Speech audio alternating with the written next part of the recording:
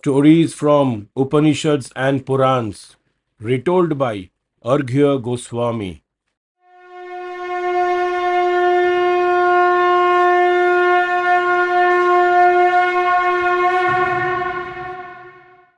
Dear friends and listeners, how are you today?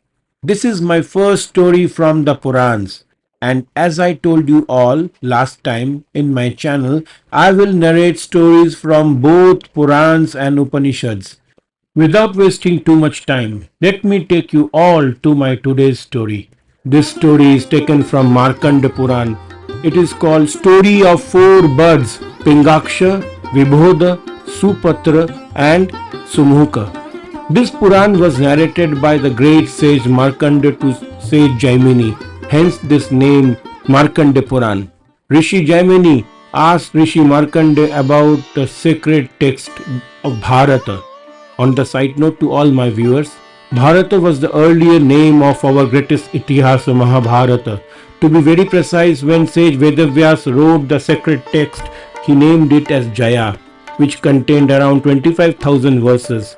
And then, when sage Vedavyas recited this holy text to his disciples, one of these disciples, Rishi Vaisampanaya, then again recited the text to other sages, including sage Suta Goswami. While doing so, he called it Bharata or descendants of Bharata. Sage Suta Goswami then recited the text for the third time to various sages in the sacred Naimisharanya forest, which is located along the banks of river Gomti in Sitapur district of modern-day Uttar Pradesh.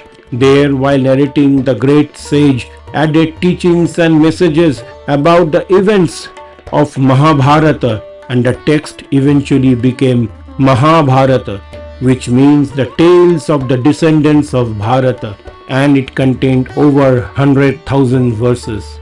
The poem is divided into 18 sections or parvas, plus a supplement titled Harivamsha, genealogy of Lord Hari.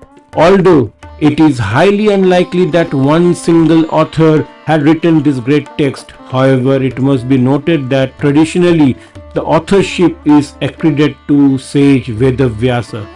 That was the story how our greatest Itihasa named Jaya became Bharata and eventually became Mahabharata.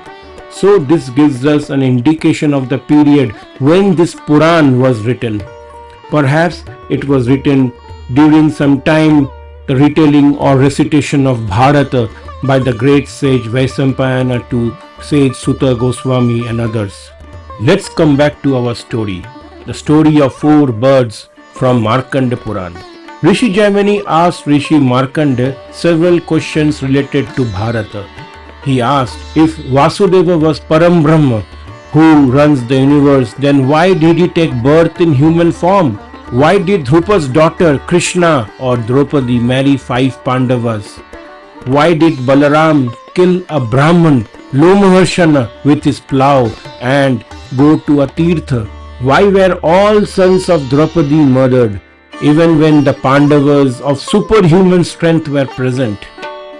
Rishi Markandeya was about to initiate the austerities for the day, so he advised Rishi Jaimini to ask about the sacred text and all his intriguing questions to the 4 birds named Pingaksha, Vibhoda, Supatra and Sumukha, who reside in a cave in the middle of the Vindhya mountains.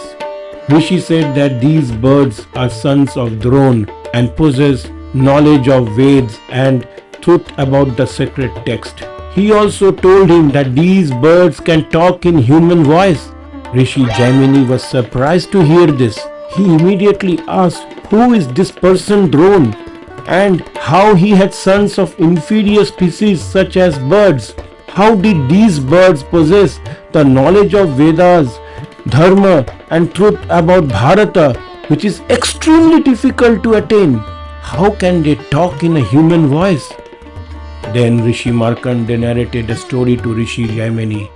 In earlier times, in the garden of Nandana, which was a pleasure garden of Devraj Indra, the king of gods, Indra enjoying the dance concerts of various apsaras and celestial maidens. During that moment, Devarshi Narada came to Nandana. As soon as Indra saw Devarshi approaching him, he got up from his seat and welcomed him with utmost respect. On seeing that their king is showing such respect to the sage, all Apsaras also bent down in respect. After some conversation, Indra offered Narada to command any of his Apsara such as Rambha, Karkasha, Urvashi, Tilottama, Ghritachi or Menaka to dance. Narad looked at the Apsaras, bent down before him in all humility and said, "Among all of you, whoever thinks herself to be superior in beauty, generosity and qualities may dance in front of me." As soon as the sage placed his condition, all the Apsaras demanded that she was best and started arguing with each other. Looking at such a ruckus created in the holy Nandana, Indra intervened and said, "Let the Devarshi decide who among the Apsaras is superior in qualities." This command from Devaraj has put Devarshi in a spot, but he was witty and intelligent, and he devised a competition quickly. He said, "Rishi Durvasa performing austerities on Mount Pralaya. If any of you has courage and force to agitate him, you will win this competition of superiority. She will be judged as superior to all others in quality." As soon as the Apsaras heard of Maharshi Durvasa, they were scared and didn't dare to participate in the competition. As Devarshi thought that it was all over, suddenly an Apsara named Vapu came forward. This surprised everyone in the garden of Nandana. Vapu said, "O great sage, I am capable of agitating the great sage Durvasa. I will go to the mountain where the sage resides. The sage has controlled his body, which is like a chariot, and has reined his senses, which are like horses. However, the weapon of love will make him lose his reins and render him a bad charioteer. Even Brahma, Vishnu and Mahesh cannot stop me from piercing his heart with the arrows of love." Saying this, Apsara Vapu leaves for Mount Pralaya. When she reached the mountain, she witnessed that all the dangerous beasts were peaceful due to austerities of the sage. She remained about 1 krosha or about 2 miles away from the sage. Then, using her magical powers, she assumed the voice of a male cuckoo and started to sing sweetly. Sage heard the sweet song of the bird and was surprised. He followed the sound and reached the place where the beautiful Apsara was present. Seeing her unparalleled beauty, Maharshi controlled himself and composed his thoughts and mind. Using his austerities, he came to know that the Apsara was there to agitate him. This made him furious. In a fit of rage, he cursed her. "O evil-minded one, you have come here to cause me unhappiness and create obstacle in my meditation. By doing this, you have brought misery on yourself. I curse you to be born in a race of birds for 16 years. You will give up your beautiful form and take a form of a bird. You will have 4 sons. However, you will be purified by a weapon and return to heaven again and will not have any delight from your sons." Saying this, the sage ascended to the heaven. Then Rishi Markandeya said to Rishi Jaimini, "Rishi Kashyap, whose another name was Arishtanemi, had a son named Garur from his wife Vinita. He was king of birds. Garur had a son named Sampati. Sampati's son was brave Suparsha." Friends, here I would like to draw your attention to a small discrepancy which we observe across our scriptures. In Valmiki Ramayana, we find that Jatayu and Sampati were brothers and son of Garur's brother Aruna.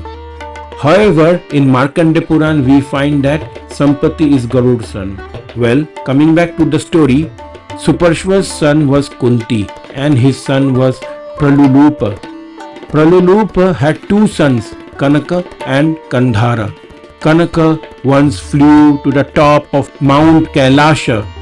On the summit, he saw a Rakshasa named Vidyarupa. He was drinking and was wearing sparkling garlands and garments. He was in the middle of spending some intimate moments with his wife Madanika, who was Apsara Menka's daughter. Kanaka flew right over them and disturbed the couple. Rakshasa was filled with rage as soon as he saw Kanaka. He demanded an explanation from the great bird on the purpose of his untimely visit. Challenged Kanaka replied that this Kailash belongs to everybody. This meant with the Rupa angry while Kanaka was still speaking to him, and out of anger he killed Kanaka with his sword. Kanaka's younger brother Kandhara came to know about his elder brother's death. He was mad with rage. He wanted to have his revenge, so he flew to the summit of Mount Kailasha where the dead body of Kanaka was lying. After retrieving it, he performed his brother's last rites. Then he went to the place where Vidyudrupa was intimate with his beautiful wife. Daughter of Menaka's voice was as sweet as the voice of the male cuckoo bird. Rakshasa looked terrible. His face and eyes were coppery red. His teeth looked terrible. Kandhara cried out in anger and challenged the Rakshasa to a fight. So was the gust of winds generated from the flapping of his great wings. The mountain started to tremble. Kandhara cried out again, calling him the killer of his brother. He challenged him to a fight, demanded his death as he violated the trust of his brother. Vidyudrupa was insulted in presence of his wife. He was angry. He wrote that he has displayed manliness by killing Kanaka. He showed him the sword using which he killed the bird and cried out that he would kill Kandhara using the same. Following this exchange of heated conversation between the great bird and Rakshasa, a fierce, violent duel erupted. It felt as if it was a fight between Garuda and Indra over the kalash or pot of Amrita or nectar. The fight intensified as the great bird was able to snatch away the sword of the Rakshasa using a sharp pointed beak like Garuda seizing a serpent. Then Kandhara broke the sword using his beak and talons. Weaponless Rakshasa went to fight the great bird in hand-to-hand combat. However, he was no match for the great bird as he was torn to pieces by sharp beak and talons. Witnessing such a violent duel between the great bird and her husband, which ended with her husband's death, Madanika was scared and sought Kandhara's refuge. She proposed to be his wife. Thus Kandhara took her with him after avenging his brother's death. Daughter of Menaka, Madanika could take any form at will. Having gone with Kandhara, she took the form of a bird. There through Kandhara she gave birth to a daughter named Tarakshi. She was none other than the beautiful Apsara, Vapu. Thus, due to the curse of sage Durvasa, Apsara Vapu was born as Tarakshi in the form of a bird. Sage Mandapala had married a Sangrika bird named Jarita. The couple had 4 brilliant sons. They were excellent Brahmins.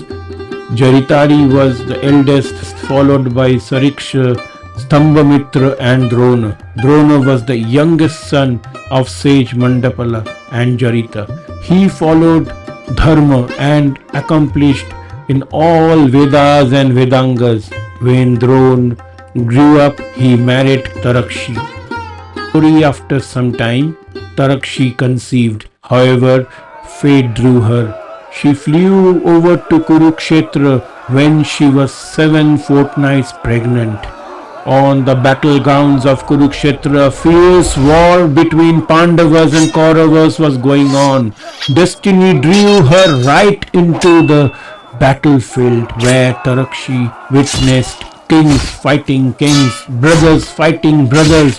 Shower of arrows and spears and clanging of swords and shields made the battleground deafening and horrific. She witnessed a duel between Bhagadatta and Kiriti. Just on the side note, Bhagadatta fought on behalf of Kauravas and was son of Narakasura and king of Pragyajyotisha. He was a renowned warrior, especially skilled in elephant warfare. He was successful in defeating many Maharathis in one-to-one battle. He was even successful in displacing Arjun's crown before attaining Veergati. Kiriti is another name for Arjun, as he is called by many names such as Phalgun, Jishnu, Partha, and Kiriti. He was named Kiriti because Indra placed a celestial crown on Arjun's head. Now, coming back to the story, Tarakshi witnessed the sky covered in incessant arrows, just like locusts flying over the crop farm. Finally, from Gandiv, Arjuna's bow, a broad headed arrow similar to a serpent came flying and pierced her belly. The arrow had ruptured Tarakshi's stomach from side, due to which the 4 eggs with complexion of moon fell on the pile of flesh and mutilated bodies. Just that moment, another arrow from Gandiv detached the giant bell tied around the neck of Bhagdatta's war elephant Supratika and fell on the 4 eggs, covering it safely from all 4 sides. Just to add, Supratika was the elephant of Bhagdatta, and once on the 12th day of the war, when Bhim was on a killing spree and killed several elephants with his powerful mace, Supratika crushed Bhim's chariot and grabbed him by trunk round his neck. However, Bhim managed to escape the chokehold. Yudhishthira directed another warrior named Dasara to attack Bhagdatta with his elephant brigade, but Supratika killed Dasara's elephant, and this gave Bhim to escape the scuffle. Shortly afterwards, Arjun was able to slay Bhagdatta, and the war continued for a few more days. And once it was over, Yudhishthir, son of Dharma, went to Bhishma, who was lying on the bed of arrows, and got lessons on Dharma. The great sage Shamik was passing by the battlefield and heard the chirping of the birds coming from the giant bell.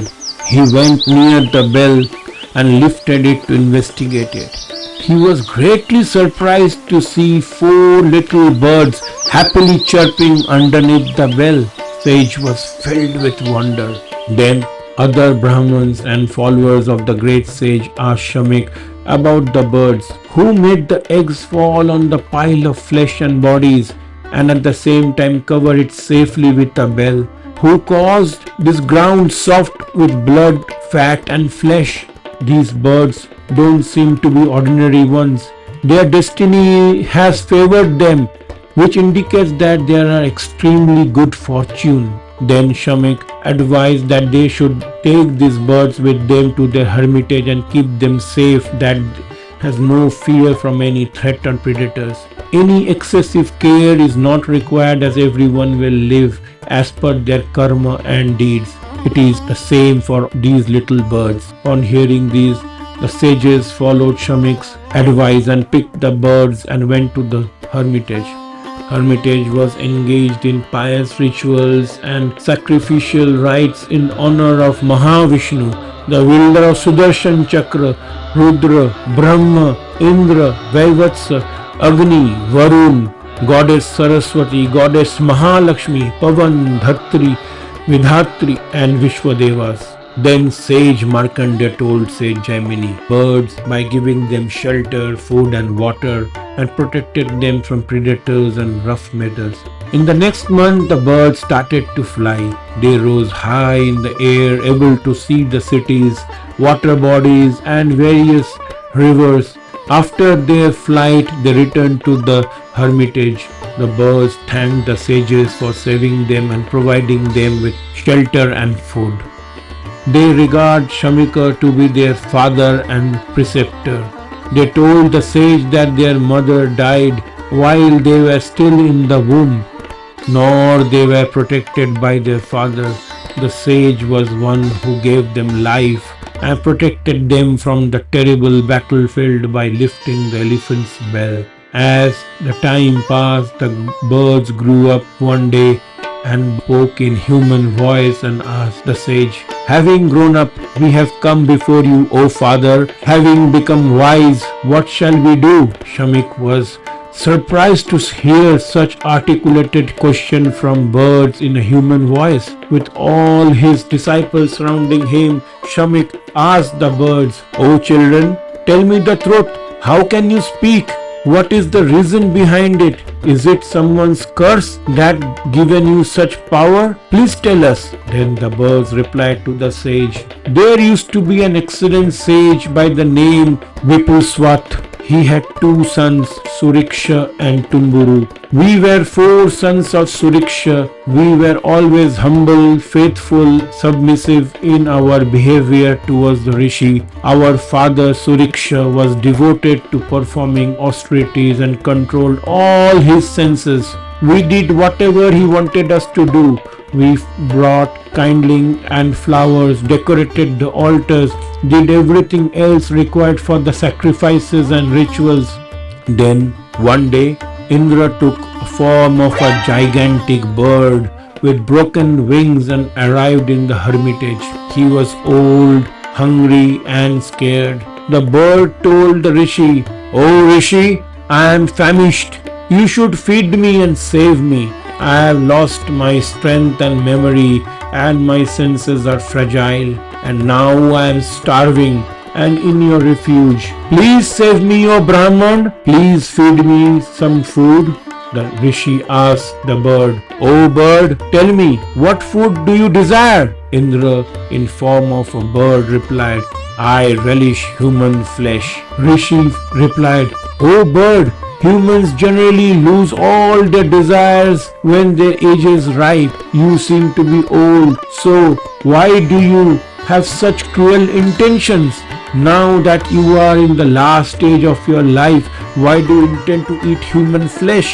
However, I will give you what I have promised you." Saying this, Rishi called his sons and praised their qualities. All four sons of Suriksha stood with folded hands. Rishi said, "The bird is hungry and has sought to refuge with me. At least for some time, let him be satisfied with your flesh. Ensure that his hunger is satisfied by your flesh and thirst of your blood." As soon as the four sons listened to their father's wish, and in trembling with fear told Rishi, "This is not possible. Who will give up their own body for someone else's hunger? If one destroys it, one not only destroys oneself but also one's sons too.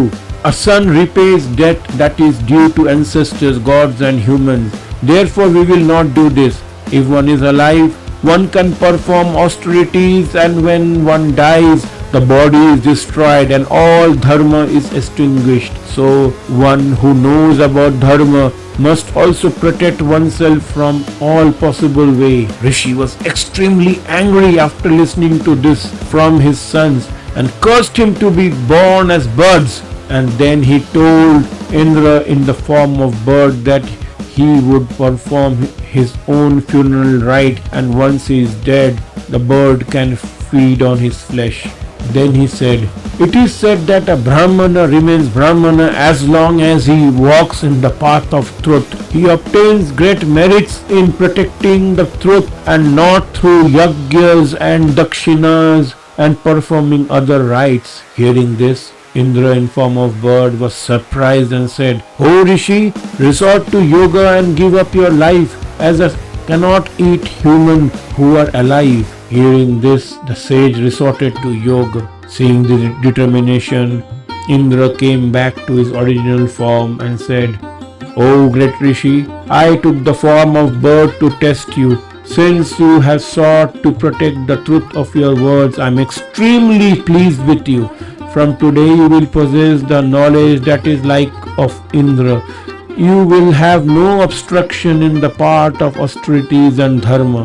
Saying this, Indra departed. However, the rishi was still angry. His 4 sons bowed their heads and said, "O father, we are extremely scared of dying. We were distressed. Please pardon us. We love our lives. We are devoted to something one should not be attached to.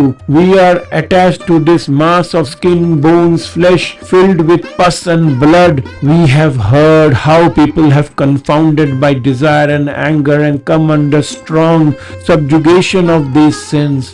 Wisdom is like a rampart, and bones are giant pillars, and the skin is the large fortification that is plastered with flesh and blood, with sinews at each side as 9 gates. It can make great efforts. King Purusha, the possessor of consciousness, resides there. However, the two ministers, intelligence and the mind, act in different and opposite direction, taking each other to the enemy. They seek to destroy each other. 4 enemies seek to destroy the king. They are desire, anger, greed, and confusion. When the king closes the 9 gates, his forces are well protected. Then there is no reason to fear, as the enemy is unable to enter this fortification. As long as there is no attachment, the enemy cannot overcome him. As soon as he opens the gate, he releases the enemy known as attachment, which then attacks the gate formed by the eyes. It courses everywhere, enters through the 5 gates. The 5 gates are 2 ears, 2 nostrils, and 1 mouth. Following this path, 3 terrible enemies enter. After entering the attachment, form an alliance with mind and others, and it becomes extremely difficult to control it and subjugate it. After conquering the gates, the attachment destroys its ramparts. On seeing that the mind is vanquished, the intelligence immediately destroys. He is deprived of his advisors. The citizens abandon him, and enemies search out weakness. Attachment, desire, and anger and confusion destroy the man. As the memory is destroyed, the intelligence is also destroyed, and we were greedy to remain alive. So please have mercy on us, O father, the angry rishi said to his sons. O sons, once I have cursed, it cannot be reversed. Till today, none of my words have rendered false. I think destiny alone is supreme, because with strength and without thinking, I have done what could not have been done. However, you all have bowed down before me and sought my favor. So, even though you will be born as birds, still you will possess the supreme knowledge. The knowledge will show you the path, and all your miseries and sins will be cleansed. Thus the birds told Shamik the truth about their past and how they could speak in the human voice. Then Shamik named them Pingaksha, Vibhoda, Supatra, and Sumukha, and took them to Vindhyas and kept them there. So that was today's story, my friends, from Upanishads and Puranas. So please like, share, and subscribe to my channel if you haven't done so. Also, if you want to have a direct conversation with me, please email me at arghyathinks@gmail.com. Until then,